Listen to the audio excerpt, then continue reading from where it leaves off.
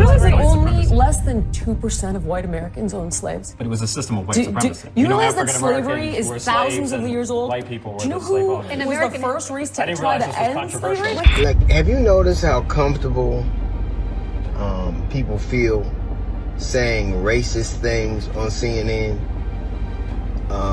Whether it's Scott Jennings and all the many things he defends, or Jillian Michaels come on and said what she said a couple of days ago.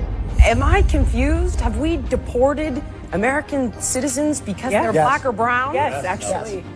Yes, there are several sitting prisons around the world. They have rolled it back, with the exception of the United States and Canada, and it would not be the first time we have redefined it. DL Hughley has never been afraid to call out ignorance, but this time he went after Jillian Michaels, and the fallout has been explosive after Jillian's shocking appearance on CNN, where she downplayed the horrors of slavery and tried to reframe history. Hughley exposed her arguments for what they were dangerous and racist. And the irony?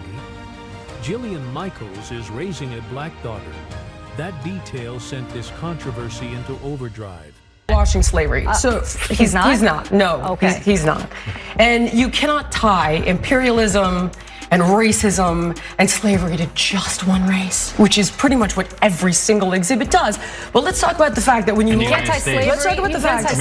Slavery in America was. Do you realize that only less than 2% of white Americans own slaves? But it was a system of white supremacy. You realize that slavery is thousands of years old? White people were Do you know the slave owners. who was the first race to try to end slavery? Wait a second. With people asking whether her child is safe in the hands of someone who defends whitewashing history. This story isn't just about one bad comment, it's about hypocrisy, platforming, and the way racism gets repackaged for TV. Today, we're breaking down Jillian's words, DL's brutal response, the public backlash, and the disturbing hypocrisy that's now haunting her career. Line is going around, let's talk about it. That stat conveniently conflates all men, including those who were not legally able to own slaves, and women and children in America, all white living people in America. That's ridiculous. When you talk about adult white men in the South, we're looking at 25 to 30% ownership of slaves. But the point of the 2% stat talking point is to say it wasn't that big a deal, or not that many white people were involved. It wasn't just slave owners who benefited in and participated in slavery.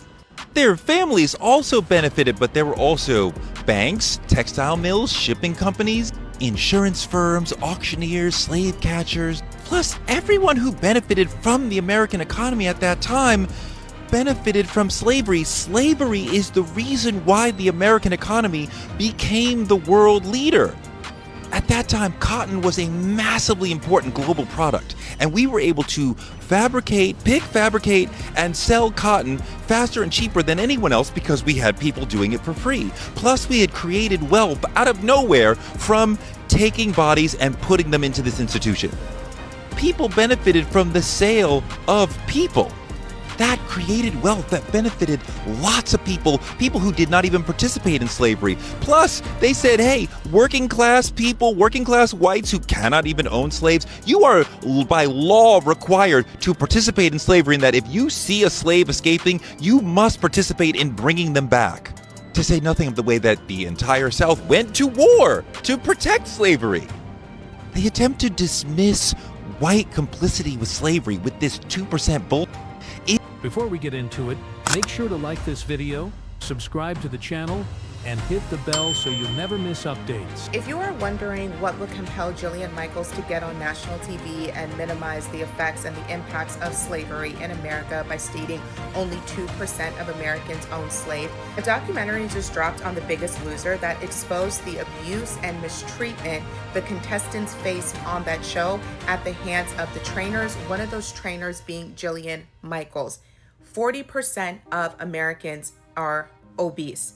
Naturally, people would watch this documentary and be reminded of all of the harmful and abusive claims Jillian Michaels has made over the years, as well as her horrible treatment of these contestants on this show. In order to get ahead of this backlash, which Jillian Michaels has only today responded to, despite the fact that the documentary has been out for a little over 2 weeks now, instead of her to respond to the documentary and the claims made on that show, to shield herself from any backlash against some of those 40% of Americans who are obese, who might come after her, who look like her, she is instead using the current climate in this country, the anti-blackness that has always existed, but the polarization that is occurring in this country, as well as the continued efforts of this administration to minimize the impacts of slavery and create revisionist history to rewrite what has occurred in this country and the lingering effects of slavery that we still see to this day. I wish more people, instead of being reactionary, would question the timing of things. I don't think there's anything wrong with responding to what Jillian Michaels said, because her claim was obviously harmful, but we also have to look at the timing of it and what she is very obviously trying to escape and deflect attention away from. Jillian Michaels is extremely fat phobic. However, people will be willing to overlook her fat phobia if her views, if her racism and anti-blackness aligns with their racism and anti-blackness. The people in her community will be able to overlook her fat phobia.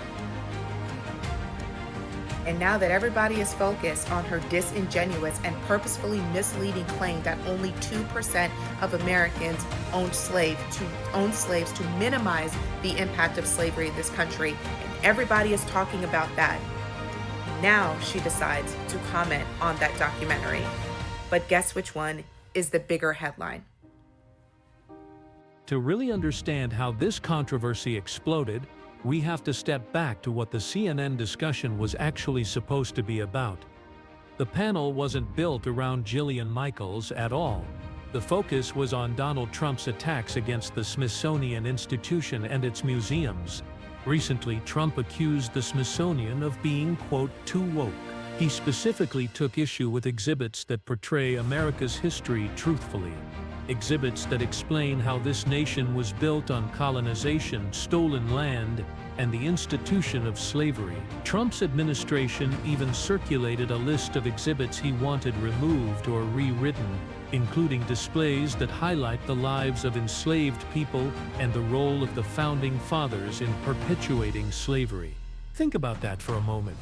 When I was going through the museums personally, was an overemphasis on slavery, and I think there should be more of an overemphasis on how far we've come since slavery.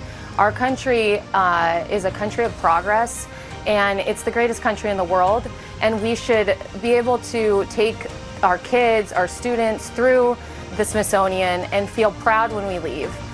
There's a lot of history to our country, both positive and negative, but we need to keep moving forward. We can't just keep focusing on the negative. When Jillian Michaels opened her mouth on CNN, she didn't just give an opinion, she went straight into one of the most misleading talking points used to minimize slavery in the United States. With complete confidence, she claimed that less than 2% of white Americans owned slaves. She presented that number as if it were proof that slavery wasn't as widespread or as central to America's foundation as people believe. The problem, that statistic is not only misleading, it is dangerous. It lumps in women, children, and non-property owners, watering down the reality that in the South, roughly 1 out of every 3 white men directly owned slaves. In some counties, nearly half of white households were directly tied to slavery. But Jillian didn't stop at the statistic. She went on to argue that slavery has existed for thousands of years, across different civilizations, and therefore, white Americans shouldn't be singled out when talking about slavery's horrors. She framed it as if slavery in the United States was no different from any other form of forced labor throughout history. That is where things turned combative. CNN host Abby Phillip immediately cut in and reminded Jillian that slavery in the United States was unique. It was not just about ownership. It was an entire system written into law, passed down from generation to generation, and based solely on skin color. Enslaved people in the United States were not only forced into a lifetime of labor, their children were automatically enslaved at birth. That generational, race-based system is what set American slavery apart. Instead of listening, Jillian dug in deeper. She raised her voice, repeated her talking point, and even accused the hosts of trying to racialize her comments.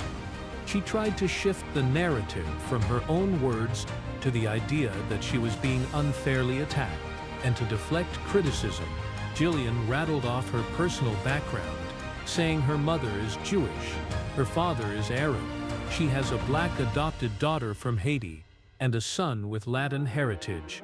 She listed her family as if their identities could shield her from accountability. But for viewers, that only made things worse. It looked like Jillian was downplaying slavery, defending Trump's attempt to rewrite history, and then using her child and her heritage as a human shield when challenged. The outrage was immediate.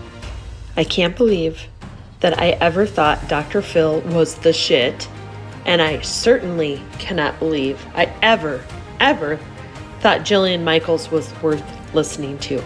I'm repulsed. Have you looked at some of the things that are being slavery. reviewed? Yeah, slavery was a bad thing that was to talk about. Okay, like he's not whitewashing slavery. So he's not. He's not. No, okay. he's not. And you cannot tie imperialism and racism and slavery to just one race, which is pretty much what every single exhibit does.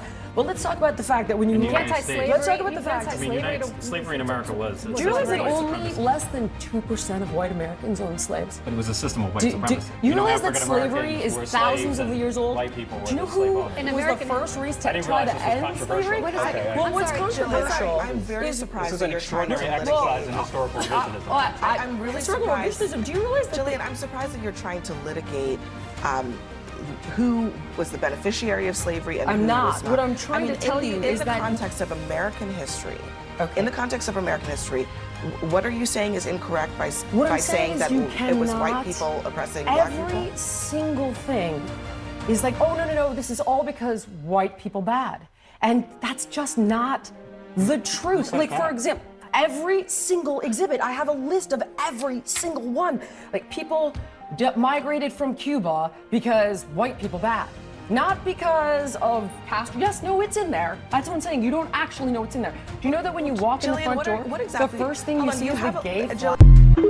When DL Hughley heard Jillian Michaels' comments, he wasted no time firing back. And unlike Jillian's surface-level talking points, DL came armed with history, context, and unapologetic truth.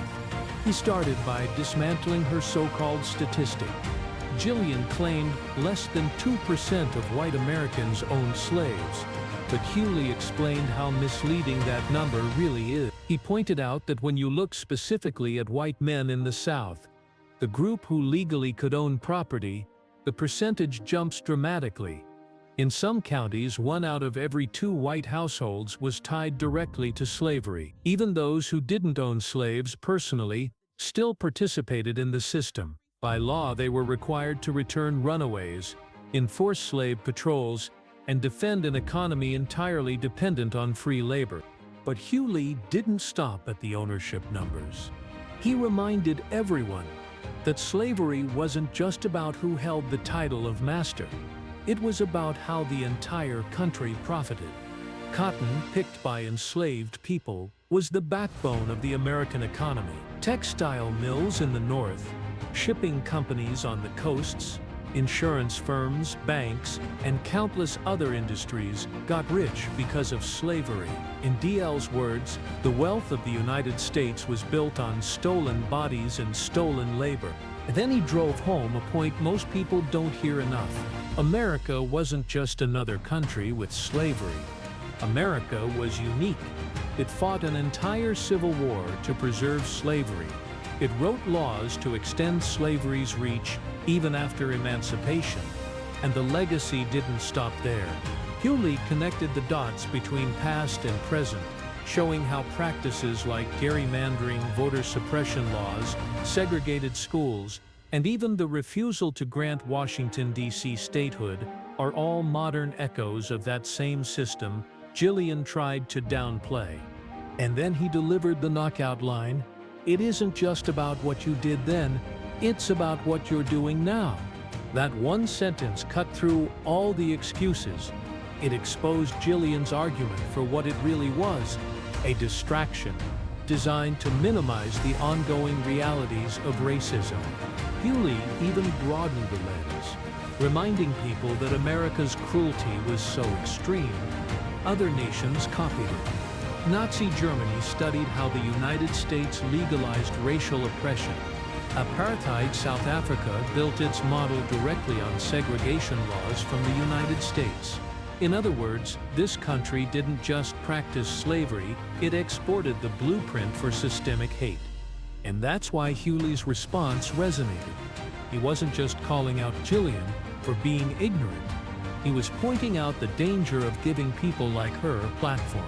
Because once you minimize slavery, you minimize everything that came after it. And you give cover for racism that's still alive today. DL Hughley didn't just clap back. He burned her argument to the ground. Watching slavery. So he's not? He's not. No, Okay. he's not. And you cannot tie imperialism and racism and slavery to just one race, which is pretty much what every single exhibit does. But let's talk about the fact that when you In the look United at States. let's talk about the fact. I mean, slavery in America was a Do you realize system that of white only supremacy. less than 2% of white Americans own slaves? But it was a system of white supremacy. You know, realize that African slavery Americans is were thousands slaves of and years old? White people were Do you know the slave who owners. was the first race I to didn't try realize to this was end controversial. slavery? As the backlash grew louder, reports began to circulate that Jillian Michaels wasn't just angry at the public. She was furious with DL Hughley specifically. According to insiders, Jillian felt that DL's takedown had gone too far. She believed he had twisted her words, turned the internet against her, and branded her as something she insists she is not a racist. Behind the scenes, Jillian was allegedly exploring legal options. Sources claimed she was threatening to file a defamation lawsuit against Hughley, arguing that his commentary damaged her reputation and career. But here's the reality. DL didn't invent anything. He played her CNN clip, quoted her directly, and responded with historical facts. In the court of public opinion, Jillian's own words had already convicted her. The idea of Jillian pursuing legal action only fueled the fire. Social media users mocked the threat, saying it made her look desperate. One post read, "So what's her defense in court going to be? That slavery wasn't that bad?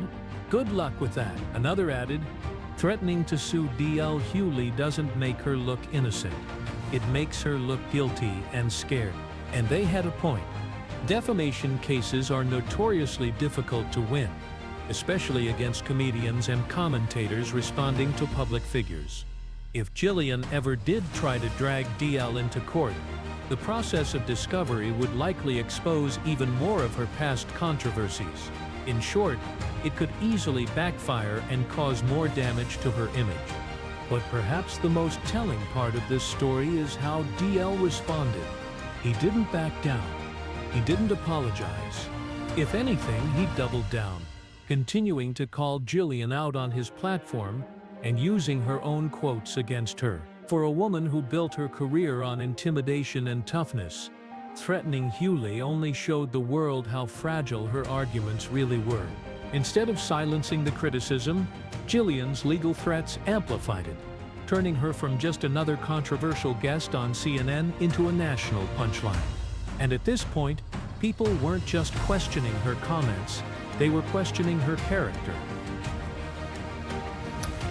In the last week or so, you've heard everybody from Jillian Michaels to Donald Trump try to downplay slavery, try to both sides slavery. They were basically good people on both sides of slavery, trying to lessen its impact. Because if you can lessen its impact, if you can say slavery wasn't all that bad, then you can roll back the things that were done in recompense for slavery. You can attack civil rights or affirmative action. You can attack DEI. You can attack the 14th Amendment, which we've all seen. In the 6 months since the Trump administration began its second term, 350,000 black women have lost their jobs. The unemployment rate for black people has become double what it is for whites. and on its way up. He's attacked everything that has any semblance of something he doesn't like. Anything about black, or anything about what this country's done, or anything about what this country's done in order to kind of rectify what has happened before. Because if it wasn't so bad, then you don't need those measures. You can take them all away. If you'll notice what's happening now, Donald Trump, under the auspice of safety, has placed troops in Washington D.C. and in Los Angeles. I don't think this is an accident. And even the cities that he's talking about going to, spoke about doing the same thing in Chicago. He talked about doing it of course, in D.C. He talked about doing it in Baltimore. He talked about doing it in New York. If you look at the 10 wealthiest neighborhoods in America, they just happen to be in the places that the cities he's talking about sending his military to. They just happen to be in those cities. If you look at the 10 wealthiest neighborhoods, most affluent black neighborhoods in the country, they would be in those cities. They're in L.A., they're in D.C., they're in New York, they're in Chicago. I don't think this is an accident. I think it's on purpose. What has always happened to black people is that white people have thought they got something they deserve and have used either force, riots. There have been 200 race riots in America, from Rosewood and the like to Black Wall Street, because white people thought black people were taking or getting something they didn't deserve. So they used force, but what they also did was more insidious, was they used... Of all the details that made Jillian Michaels' comments so disturbing, one stood out above the rest. She is raising a black daughter. In 2012, Jillian and her former partner adopted a little girl from Haiti. That fact turned her CNN performance from offensive to deeply unsettling. Viewers immediately asked the uncomfortable question: how can a white woman raising a black child minimize slavery on national television?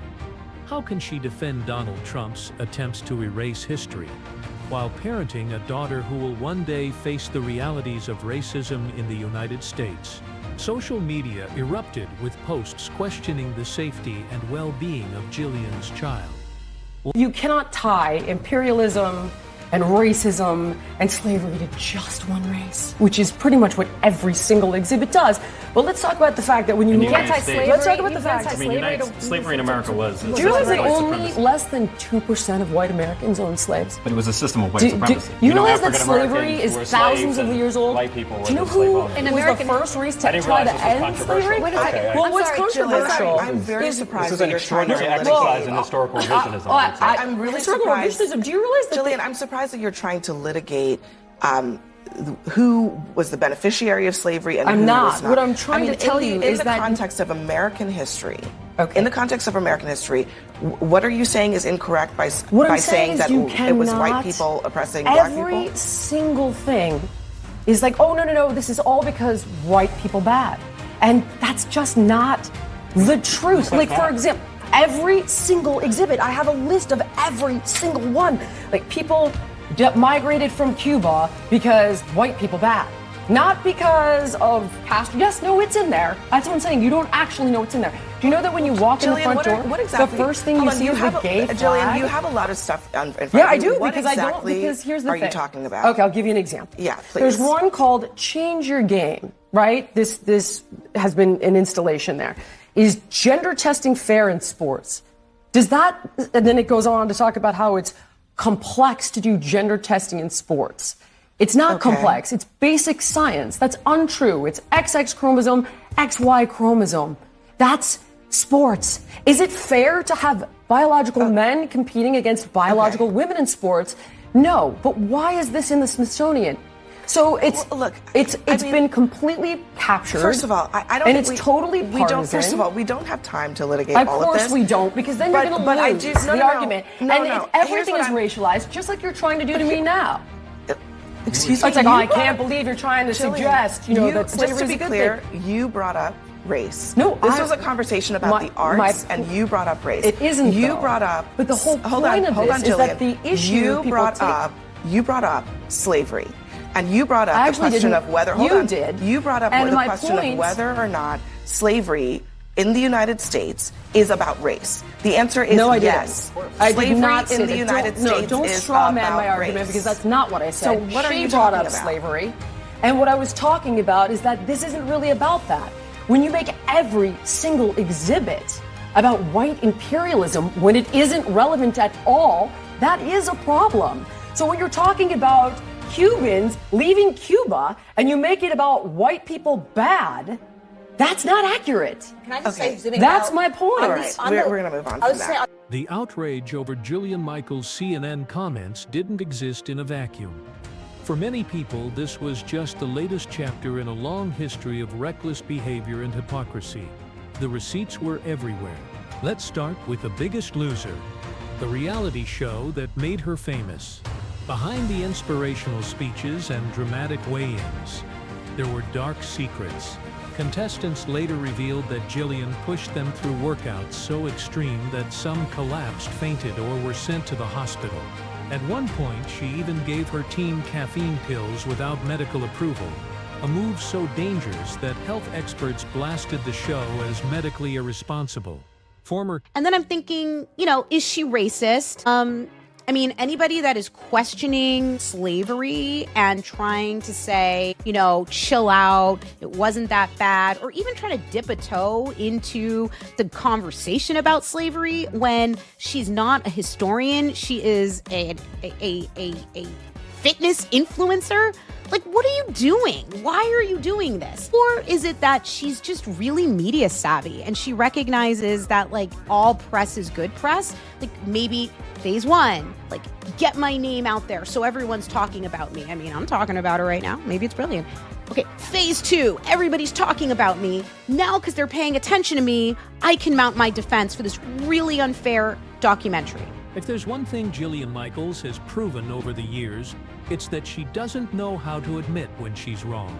And after the CNN backlash, instead of apologizing or reflecting, she doubled down.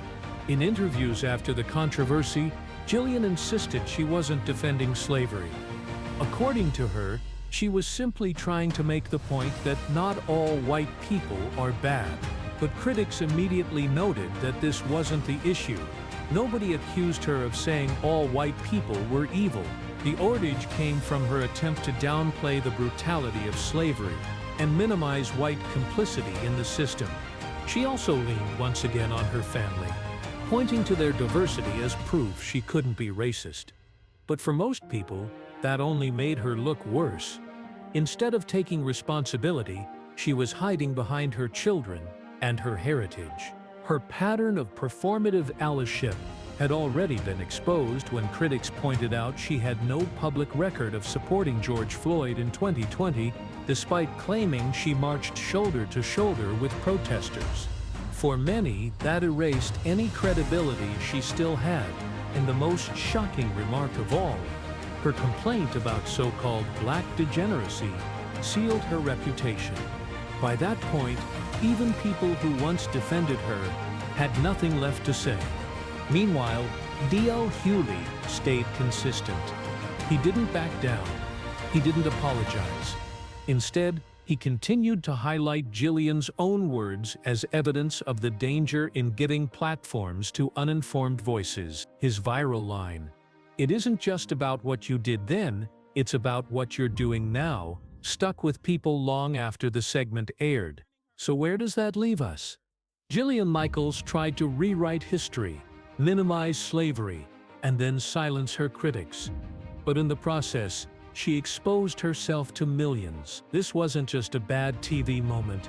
It was a revealing look at how racism, denial, and hypocrisy still find their way into mainstream conversations.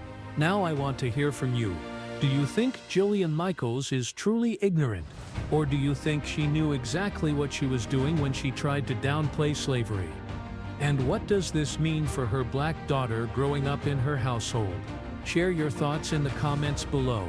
And before you go, make sure to like this video, subscribe to the channel, and hit the bell so you never miss future updates.